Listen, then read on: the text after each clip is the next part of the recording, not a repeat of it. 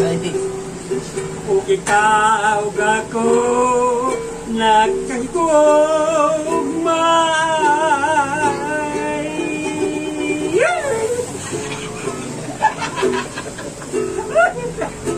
ano itiyaw-tiyawan mo ko gugmang na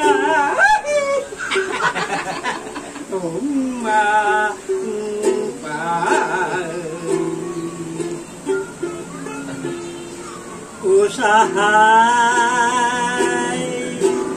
na nag-inip ako. Ang ganda ng... Kanino yung maliit na gitara na yan? Kay Bugoy. Kay Bugoy? Marunong si Bugoy? Tapos na yung bigay niya kay Puleng kasi nagpapamit siya ng violin. Si Puleng? Si Bugoy? Kay Puleng ngayon ngayon. Puleng gumagamit.